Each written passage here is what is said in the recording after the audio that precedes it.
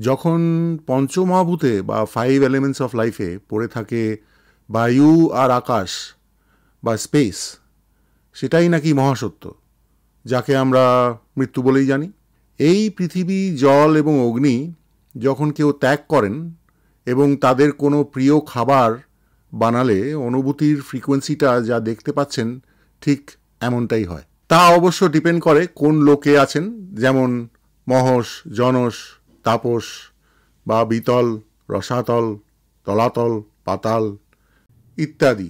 এইবারে আমাদের বা সাধারণের উপলব্ধিটা দেখতে পাচ্ছেন।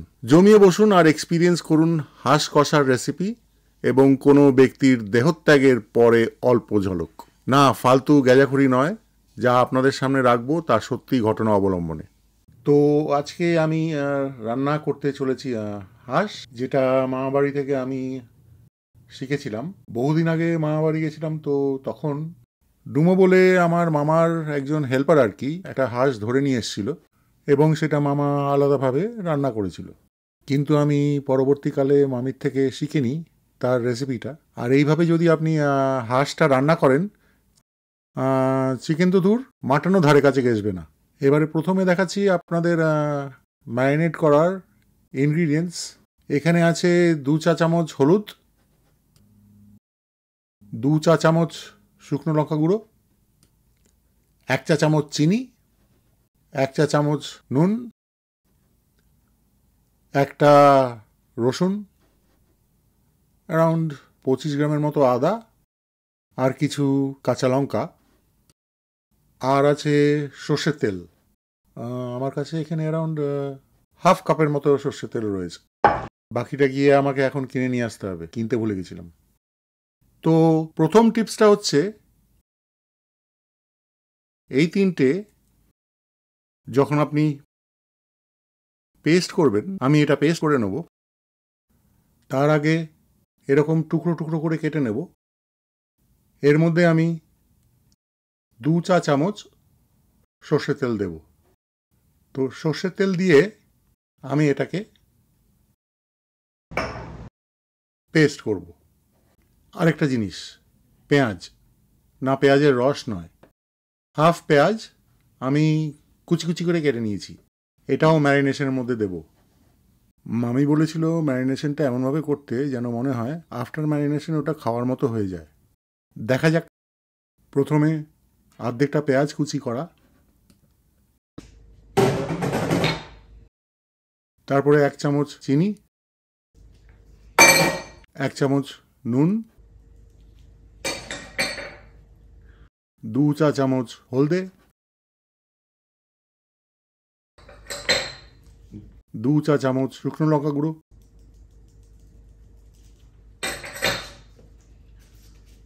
লঙ্কা আদা রসুন বাটা, ফাইনালি 3 চা চামচ সর্ষের তেল।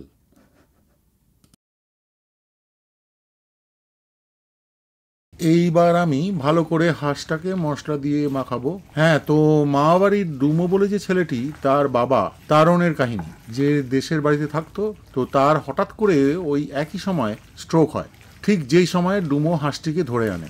তো তারণকে তড়িঘড়ি হাসপাতালে ভর্তি করা হয়। খবর তখনও মামাবাড়িতে এসে পৌঁছয়নি, আর ডুমো কিছুই জানে না। ডুমোকে দিয়ে মামা হাঁসটিকে ড্রেস করায় আর তেল মশলা দিয়ে রান্না করতে উনুনে চাপায়। কেমন হয়েছে বলুন তো ম্যারিনেটটা?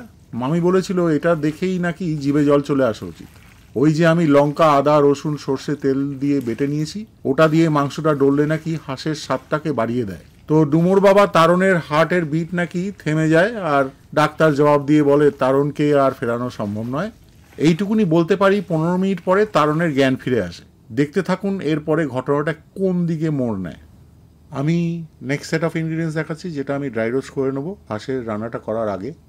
একটা কাস্ট আয়রন লোহার প্যানে 1 চা চামচ করে মৌরি, জিরে, ধনি আর মেথি, এইগুলো একসাথে শুকনো করে ভেজে আমি গুঁড়ো করে নেব। এই ভাজা মশলার যা সুগন্ধ আপনি যে কোনো প্রতিষ্ঠিত হোটেল বা রেস্তোরাঁতে মাঝে মধ্যে পেয়ে থাকবেন। হয়তো মা ঠাকুমার রান্নাতেও এই গন্ধ আপনার মধ্যে একটা বিশেষ নস্টালজিয়া কাজ করে। তাহলে বুঝতে পারা যাচ্ছে কেন এর যোগ মাংসের স্বাদ আর মান বাড়াবে না। আরও কিছু ইনগ্রিডিয়েন্টস রেডি করার আছে, চট করে দেখিয়ে নিয়ে তারণের গল্পে ফিরে যাচ্ছি।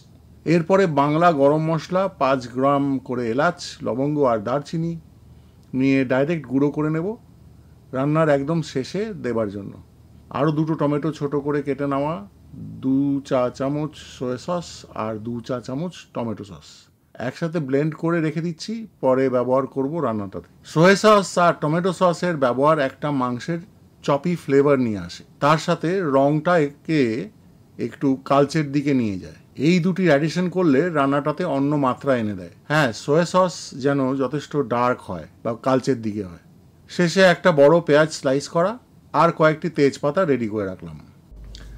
60 ml মতন সর্ষের তেলটা আমি কড়াইতে ঢেলে দিয়েছি।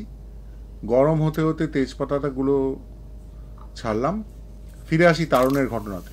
তো তারপরে তারণের 15 মিনিট পরে জ্ঞান ফিরেছিল। সেই জ্ঞান ফিরতেই বলে যতক্ষণ তার হৃৎপিণ্ড বন্ধ ছিল সে এক অন্য অনুভূতিতে চলে গিয়েছিল। এইবার ভাজা মশলাটা ছাড়লাম আর তারপরে দিলাম পেঁয়াজটা। যাই হোক, তো তারণ বলেছিল মানুষ রূপে মৃত্যু অবস্থাতে অনেকদিন আগে তার একটা পাখি রূপে জন্ম হয় এবং সে সুন্দরভাবে জলে খেলে বেড়াচ্ছিল অন্য পাখিগুলোর সাথে। ডাঙাতে উঠতেই হঠাৎ দেখলো যে তার পিছনে ছুটে আসছে একটা ছেলে, কেমন যেন চেনা চেনা মুখটা। এরপরে 6-7 মিনিটের মতন নাড়াচাড়া করবো পেঁয়াজটাকে। তারপরে কিছু না বুঝতেই তারণের গলায় একটা হাত চেপে বসেছিল এবং তাকে ছেলেটা উঠিয়ে নিয়ে গেল। এরপর আমি টমেটো ব্লেন্ডটা দিয়ে দিলাম।